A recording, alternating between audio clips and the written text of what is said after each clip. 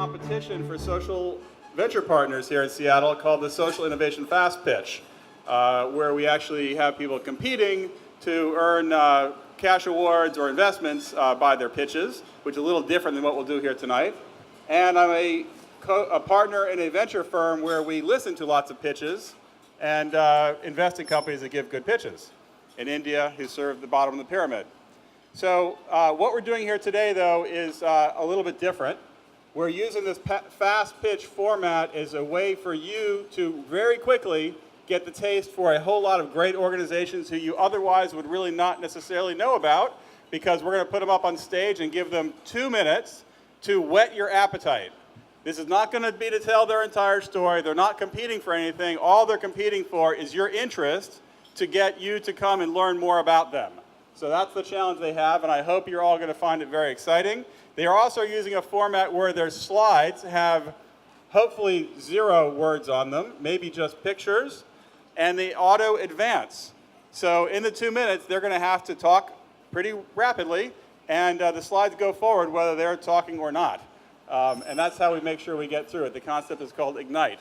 So what you all have to do is to sit back and pay attention, because it's going to be a lot of interesting information presented quickly. Enjoy it and take notes. You'll see a little gray piece of paper that came in your bag there. It says Telling Our Story Fast Pitch Presentation. So if you want to take notes on who you want to follow up with, that information's all there. Okay, you guys all ready? Okay, here we go. So the first fast pitch is going to be from Bill Taylor, who runs the Bali Fund, the Rock and Southeast Asia Children's Foundation. Bill? So let me tell you about my rock. 4 years ago for my birthday, my wife gave me this rock. And here's what it says on it. It says, you can't do all the good the world needs, but the world needs all the good you can do.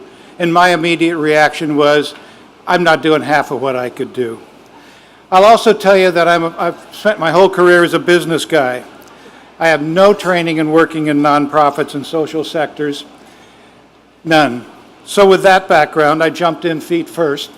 Soon we had our Bali Fund, and shortly after that we expanded to our Southeast Asia Children's Foundation, both of which are dedicated to breaking the cycle of poverty by educating girls in developing countries. I've learned that many of my business skills actually are pretty valuable in the social sector as well. So the strong message that I bring you here today is that money is great. We know that. They need money. But money augmented with some coaching and some professional help is vastly more powerful. So when people work together in these organizations with a little coaching, they get clear on their vision and mission, they find their strategic goals, they know what success looks like, they tell you what it is, they learn how to measure it, then they start to perform to really high standards. As Nenga, my orphanage director partner caring for 400 kids in Indonesia says, now we're all working together for common goals. The second message I bring you today is this: accompany your money. Show up, be there in person, give something from yourself. You know, it's one thing to understand poverty here, it's something else to get poverty here and to understand poverty here. And I think you just need to be there on the ground to get it. So I still blame my wife and this rock for all the busy and gratifying work I'm now involved with in Indonesia and Thailand, and I think soon to be Cambodia. So simply the most important work I've done in my career, and thousands of young people are better off for it.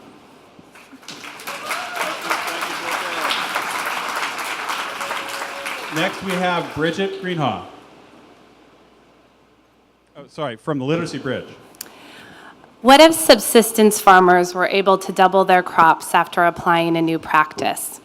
What if illiterate mothers could learn to apply a mixture of sugar, salt, and water to save their children from diarrhea, the second leading cause of death worldwide? Accessing the right knowledge at the right time is powerful, but that's not possible when you can't read or take notes. And most of the world's poorest are illiterate. Lack of electricity and little to no access to other learning opportunities just add to these barriers. So we've developed a simple-to-use audio device called the Talking Book to overcome these obstacles. Leveraging expertise from our key partners, local governments, UNICEF, and the World Bank, Literacy Bridge produces audio recordings of critical health and agriculture knowledge. We work with local community agents to coordinate the program, and families are able to access the Talking Book in their own homes, which is an unprecedented opportunity in many of these communities. Meet Alice. Typical of many women in the communities where Literacy Bridge works, Alice is uneducated, she can't read, and she has no access to a local health facility.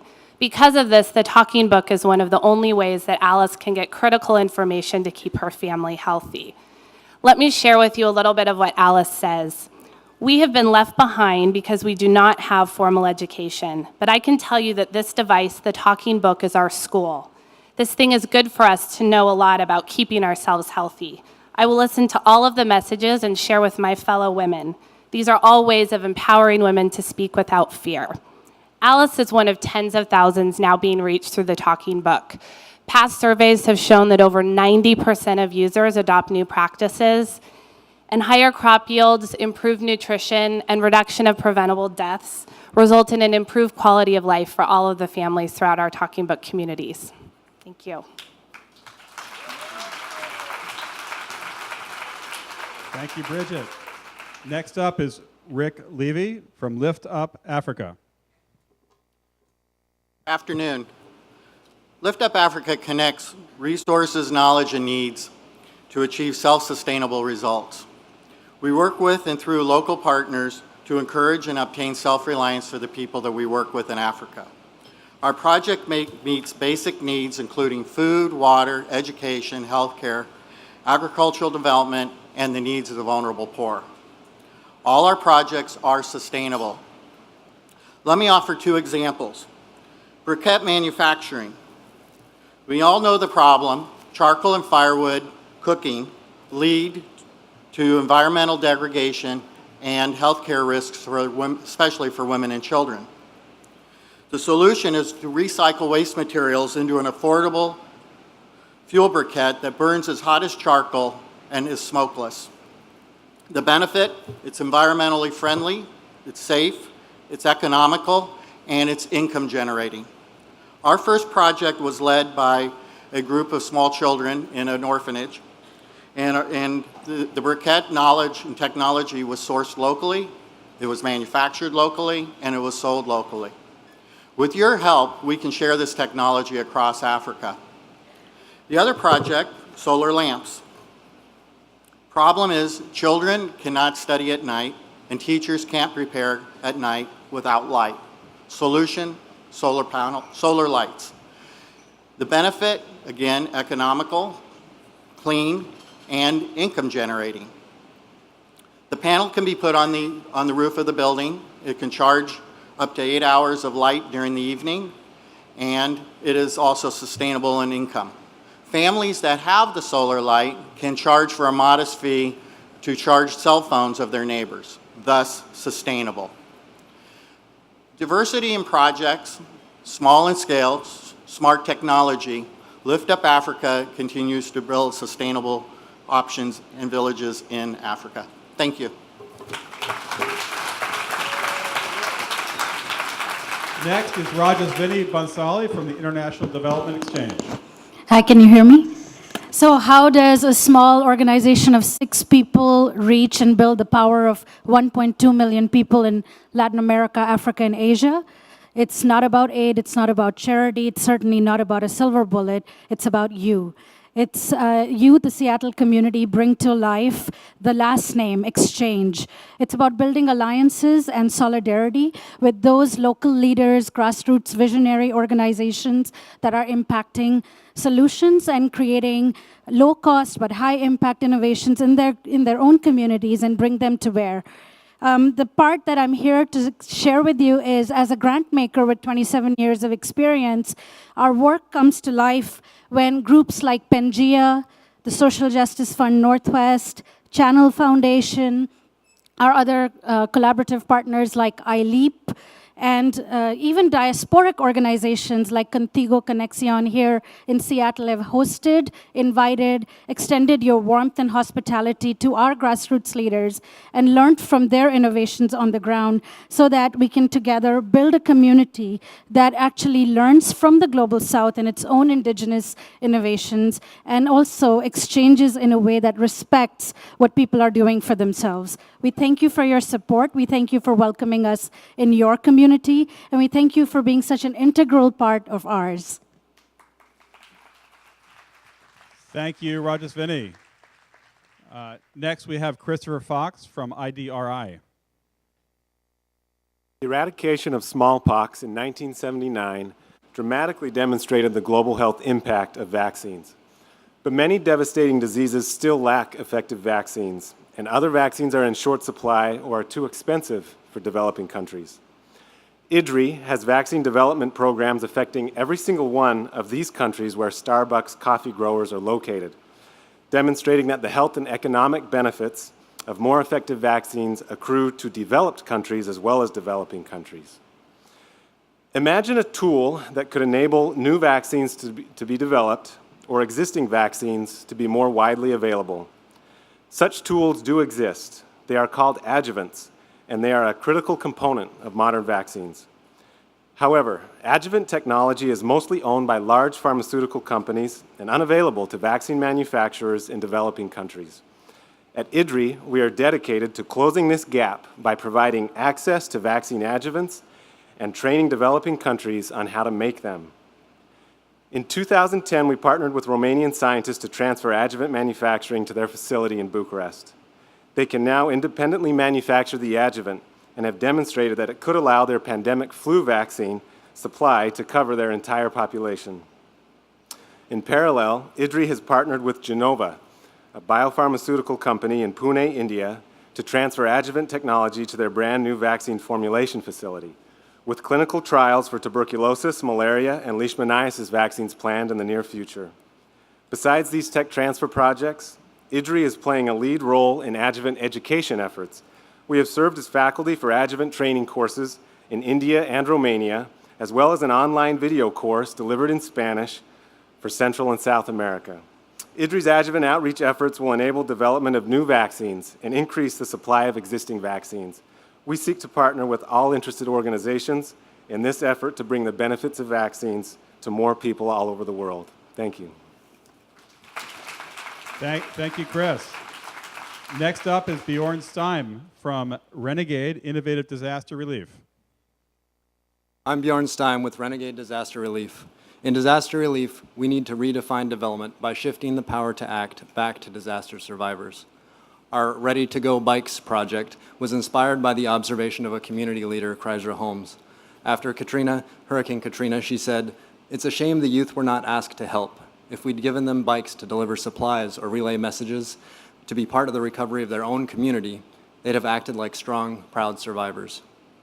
Providing survivors the tools to sit in the driver's seat, or on the bike seat in this case, of recovery processes is the first priority. A survivor overrun by someone else's agenda becomes a victim. Victims often fail to thrive, but survivors recover. Bikes help ensure that survivors lead. They are reliable transport when roads are out, cars destroyed, gas unavailable. When power is out, you can use bikes to charge cell phones. When cell towers are out, you can hop on a bike and relay the message. You can haul things or people. The website has video instructions of the 4 steps involved, from selecting a good bike to shipping it.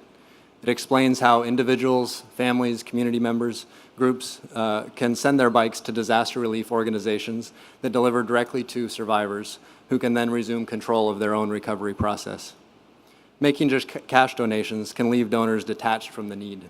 But when people give a bike, they're eager to ask, did my bike actually get to the survivor and benefit their life? You feel a connection with the person who will depend on that bike. Launching in time for the 2013 hurricane season, we want to add more new hub organizations that will receive bike donations and deliver those bikes to disaster survivors. Join us in making the survivors the primary partners in disaster relief, not just subjects of our aid.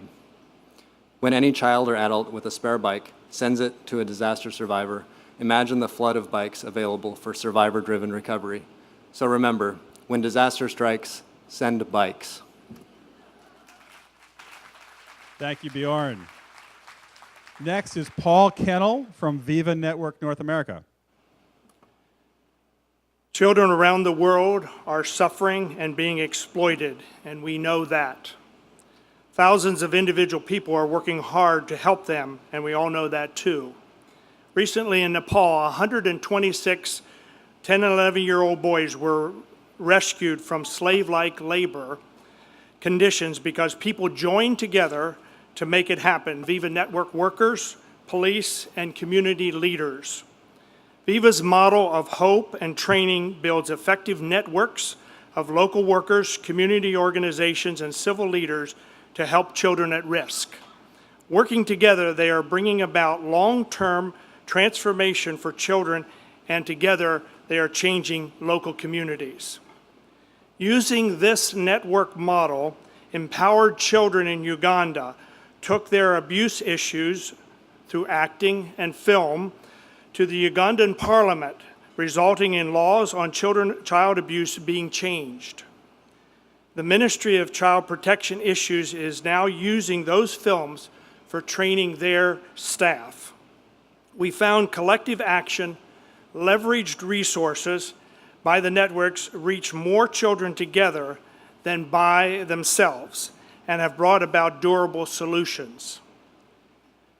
Daya, rescued in Nepal along with his 10 and 11-year-old friends, expresses it best as he was united with his family. It is wonderful to be with my family again. The daily fear is gone. Thanks to everyone who worked together to bring me back home. And I am so happy. Viva networks around the world are working together to bring solutions and hope for children at risk. Thank you. Thank you, Paul. Next is Sammy Rayner from Lumana. Over the past 3 years of running Lumana, providing financial services and business education and training to nearly 1,000 Africans living in poverty in Ghana, West Africa, we've learned a lot of important lessons. And one of the most important has been that money alone and microfinance alone will not solve the problems of rural poverty. We need to think not only about those micro-entrepreneurs themselves, but how are we actually creating a market where the goods and services that they're producing can actually be sold and have consistent demand. So last year, Lumana launched Village Ventures, a social investment fund that seeks out different small and medium-sized enterprises that can actually create a market for farmers and tradespeople. One of the particular farmers I've worked with a lot is Yao. She's a tomato farmer who last year saw about 50% post-harvest waste. Half of her year's crops go to waste because there's no market. And so what Lumana has done in our pilot program is invest in a tomato cannery run by Sena Ahiabor.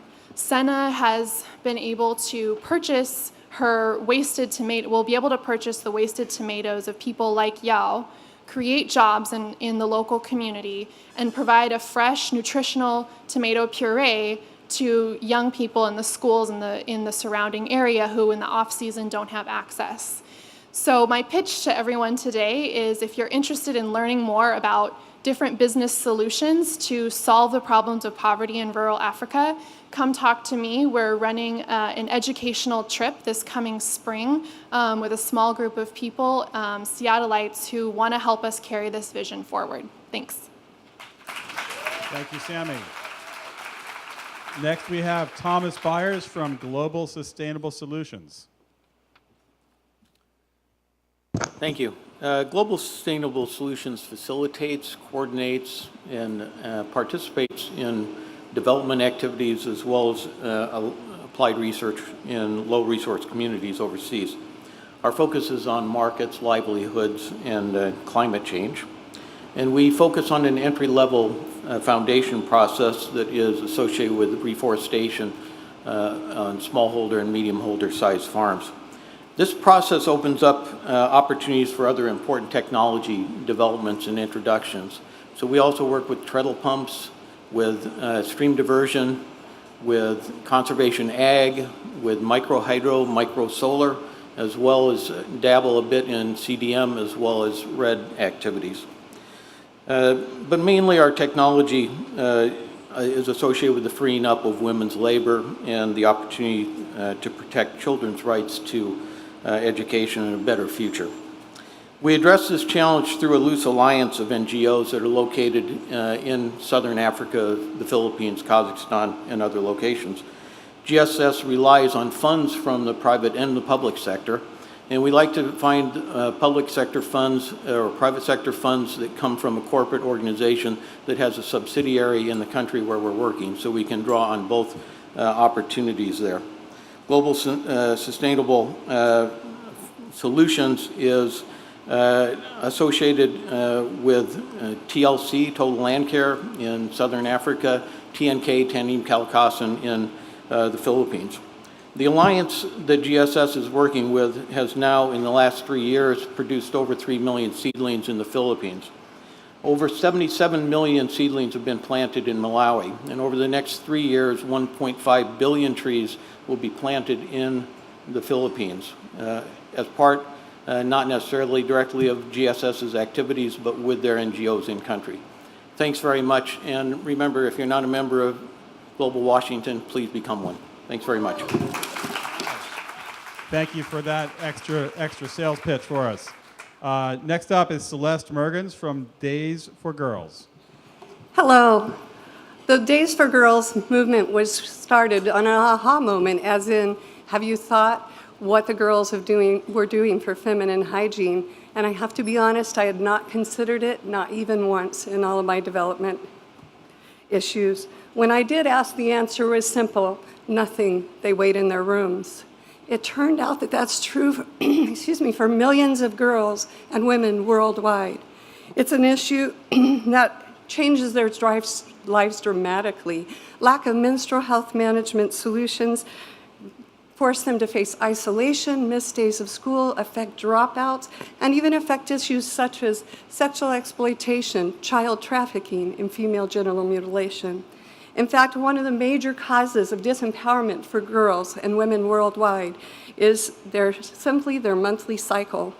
Many girls cannot afford feminine hygiene products and as a result cannot attend school. We provide washable feminine hygiene kits and vital reproductive health curriculum that opens dialogue where taboos exist, reminding the world that without periods, there would be no people. Along the way, the women we have served have had a lot of wisdom to share with us. Listening to them has informed the design of our sustainable solutions in important ways, improving its ability to sidestep taboos, address water limitations, decrease drying times, and ensuring the comfort, safety, and quality of the solution she can count on month after month. We learned on the way not to worry about focusing. By focusing, our impact has been accelerated and reduced. As I said, FGM, rape advocacy, increased rape advocacy, and empowered them in important ways because empowering women changes communities. We've learned that by letting go of concern over who gets credit for our efforts and focusing on results, global impact happens. We have achieved it quickly. In fact, we've reached girls and women in 29 nations on 5 continents in 4 years. And we have done this on a shoestring budget by collaborating with others and empowering them. Thank you. Thank you, Celeste. All right, last but not least, we have Kirk Anderson from Water First International. Well, I love shopping for shoes on Zappos. It's amazing how much information you can get on a $50 pair of shoes. How wide is it? How durable is it? Is it going to fit true? What if your $50 or your $5,000 that you donate to an international organization is looked at as a purchase? What kind of information can you get about that purchase? If you look at our websites, we all look the same. You could consult Charity Navigator, GuideStar, but they're only providing generic financial information. You really want to know how well those projects are working 10 years down the line, 15 years down the line, because you don't want to be funding a project that fails. So Water First solution is to establish a joint monitoring program. Monitoring lets us know what is working and what isn't. Good monitoring creates better projects, and monitoring together is learning from each other. Joint monitoring also provides the basis for a rating system. For our rating system, the group agreed on a set of water and sanitation project standards, and we compared our field observations to the set of standards to generate an overall rating for the organization. The organization can be placed on a spectrum from red to blue. This information that can then be uploaded to a website and made available to the general public. Website visitors can view the regions where data has been collected, and if they're interested, click on a region and see more specific information. For instance, funders can see which organizations have been evaluated and where the evaluators placed them on the red to blue spectrum. Access to this information will allow funders to direct their resources to the organizations that produce the best outcomes for beneficiaries. Ultimately, working together will reward high-quality project implementation, and beneficiaries will enjoy more comprehensive and longer-lasting projects. Thank you. Thank you, Kirk. Let's give a big hand to all of our fast pitchers. Those were great, yeah? Nice work. Thank you. So if you open up your program, you'll see breakout section 2 on pages 10 and 11. There are 4 breakout sections and sessions, and they start now. So go ahead and find the one you want to go to and head that way. Thanks.